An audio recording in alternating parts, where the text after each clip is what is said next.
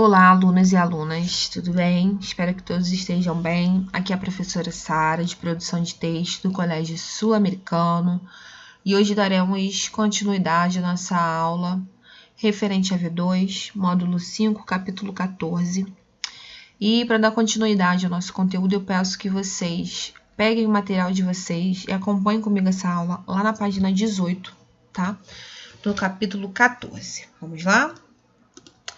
Hoje continuaremos falando sobre coesão sequencial, tá? Lembrando que coesão ela está relacionada aqui aos conectivos que ligam o texto, ou seja, que dão a coerência. Por isso que coesão e coerência estão interligados, tá bom?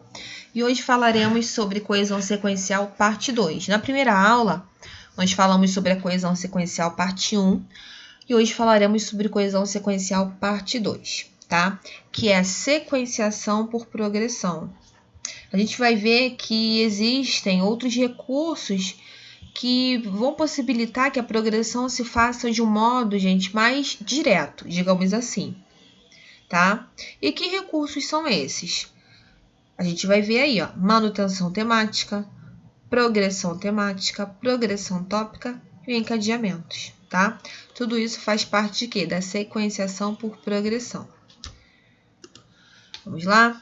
O que é a manutenção temática? Quando eu falo manutenção temática, eu quero dizer o quê? É o uso de termos pertencentes ao mesmo campo lexical, tá? Ou, na verdade, é o acionamento que você ativa o seu conhecimento prévio, presente nas lembranças, tá? Onde são feitas escolhas que são ligadas a um determinado tema, de acordo com o que você já sabe. Então, ele está bem ligado sobre aquilo que você já sabe, já tem alguma noção. Então, bem tranquilo, manutenção temática. 2. Vamos agora falar sobre a progressão temática. A progressão temática é muito importante na hora de redigir a redação, pois é por meio dela que o texto fica claro e bem conectado. Mas aí vem a pergunta, o que é progressão temática? Progressão temática, queridos, é o que? É apresentar novas informações ao longo de cada parágrafo, não se prendendo a apenas uma ideia, tá? Porém, vocês têm que tomar cuidado, porque, por exemplo, nós sabemos que um requisito para a construção de um texto, conhecido por todos os falantes, é o quê? Para você construir um texto, é que ele tenha uma unidade temática, ou seja, ele tem que manter o fio da meada. Porém, ao mesmo tempo, ele é bom que apresente novas informações sobre esse tema, porque senão não dá mais... Mas é que o teu texto vai ficar o quê? Uma enrolação, não é verdade? Um texto sobre gripe, por exemplo. Ele não pode mudar de tema aleatoriamente e passar a tratar de furacão ou telefone celular. Seu texto vai ficar totalmente sem sentido. Porém, para ele ser aceito como um texto, ele também precisa falar de diferentes aspectos da gripe, né? Por exemplo, o que é gripe, que riscos traz para o doente, quais são os meios de contágio, o que se deve fazer para evitá-la, qual é o tratamento, enfim. Assim, do ponto de vista funcional, digamos assim, a organização e a hierarquização das unidades semânticas, né, do texto, elas vão se concretizar por meio de 2 eixos de informação, tá? E é aí que eu quero chegar, que é o quê? Tema e rema. Vocês vão ver essas palavrinhas e vocês precisam saber o que é o tema e o que é o rema. De uma forma geral, nós podemos dizer que o tema é uma informação dada já apresentada ao ouvinte ou leitor, ou que pode ser facilmente inferida, entendida, tá? A partir de um contexto. E o rema é aquilo que vai apresentar o quê? Informação nova, tá? Rema vai ser uma nova informação sobre o tema. Aí eu coloquei para vocês em amarelinho, bem resumidinho. Tema é o que se diz de algo já conhecido. né? Ou que você pode ter uma leve ideia ou já ter ouvido falar, alguma coisa assim. E o rema é o que se diz a respeito do tema, ou seja, é a informação nova que você vai dar sobre o seu tema, tá? Bem tranquilo, gente. Continuando. Vamos lá. Então, a nossa progressão temática, né, que a gente já fez uma breve introdução, ela vai ter algumas subdivisões. A primeira que nós veremos aí é a progressão com tema constante. Só de ler esse título, a gente consegue ter uma ideia. O que é progressão com tema constante? É você progredir naquele mesmo tema, tá? Ou seja, tá aí, ó, o mesmo tema se mantém ao longo do enunciado do texto.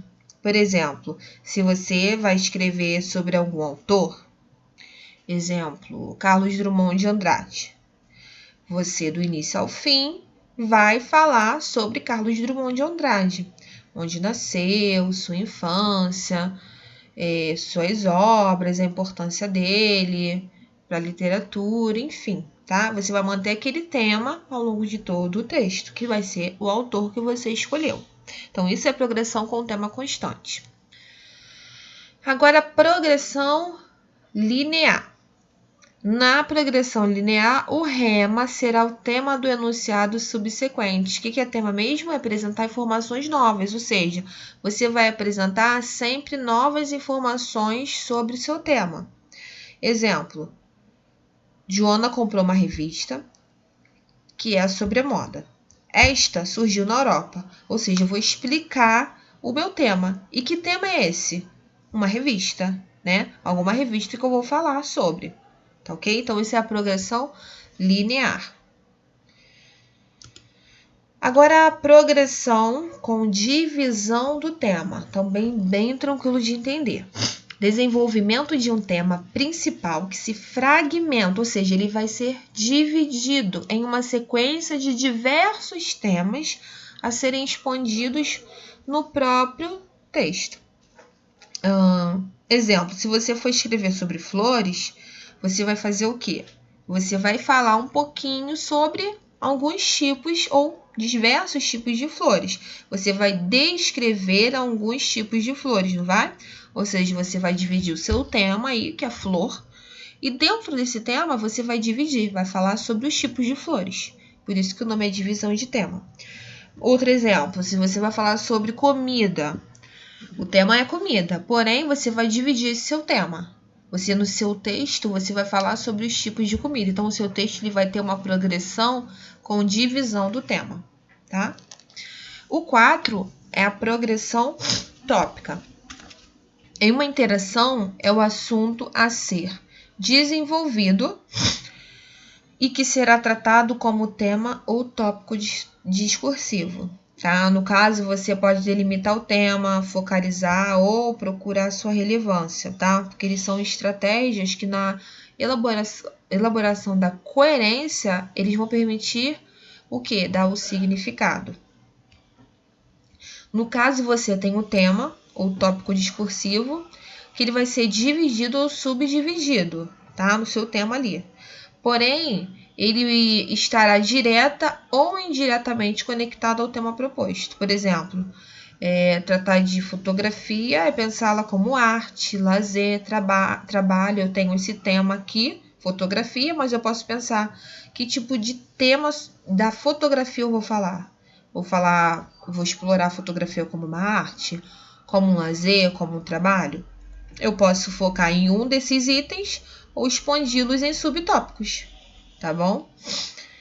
Então, no próximo slide aí, bem tranquilo, gente, esse conteúdo, né? Vamos lá. Vamos falar agora sobre encadeamentos. Os encadeamentos permitem a sequência do texto. Eles podem se dar por justaposição ou por conexão. Então, bem tranquilos aí. Lembrando, encadeamento pode acontecer de duas formas: justaposição ou conexão. O que é o encadeamento por justaposição?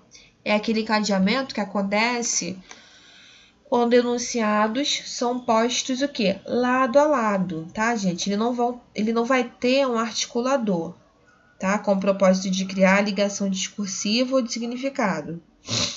Cuidado que também existe a justaposição no emprego de elementos de articulação discursiva, lógica semântica, articuladores espaciais, temporais que não formam exatamente conectores, tá? Que são causal, de motivos, temporal, pressuposto. Então, de uma forma geral, é quando os enunciados ali são postos lado a lado, por isso o nome justaposição. Agora, conexão. Ocorre quando há a presença de conectores, tá? Se na justaposição a gente não vai ver essa posição, essa presença dos conectores, já no encadeamento por conexão, a gente vai ficar claro aí pra gente os conectores, tá? Os conectores são esses, são as conjunções, locuções conjuntivas, prepositivas e adverbiais. A gente sabe que os conectores, eles são de grande importância no texto. Por quê? Eles constroem uma relação de coerência textual, tá? E ele pode ser de adição, por exemplo, quando você acrescenta o em, nem, não só, mas também. Você pode ter uma alternância, ou, hora a hora, uma diversidade, porém, entretanto, contudo, tá? Então, por isso que vai ser o encadeamento por conexão. O justaposição, isso não vai acontecer. Já o por conexão, vai ficar claro pra gente aí o uso das conjunções, tá? Então, essa parte de coesão sequencial 2, sequenciação por progressão, bem tranquila, tá, gente? Bem tranquila mesmo. Para finalizar, eu quero que vocês realizem aí os exercícios da página 11 a 15, tá? Do nosso capítulo 14. Depois a gente vai estar fazendo mais atividades, tá? Para complementar o nosso estudo. Mas a princípio, só essas atividades aí eu peço que vocês se empenham e façam mesmo, tá? Porque é através dos exercícios que a gente consegue fixar o conteúdo, tá? Então, eu conto com vocês. E um grande abraço e até a próxima aula. Fiquem todos com Deus. Até mais.